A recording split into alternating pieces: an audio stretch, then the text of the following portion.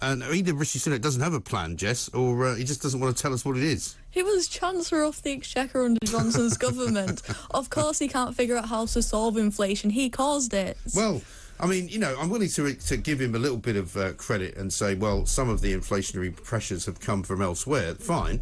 But, you know, if he's not going to put out his plan now, when is he going to do it? You know, and what is the plan? If he's not going to cut taxes, what is he going to do exactly? And she can't tell me, and apparently he can't tell us, so maybe he doesn't have a plan. Again, it's socialist Sunak, isn't it? He has no plan other than more taxes, such as the windfall tax, and just general government spending. These handouts just an excuse for nanny state dependency. Right. It's just an excuse. Well, I think he thinks that by giving out money, it's making him popular. You know, he suffers from the same problem as the police. He wants to be popular.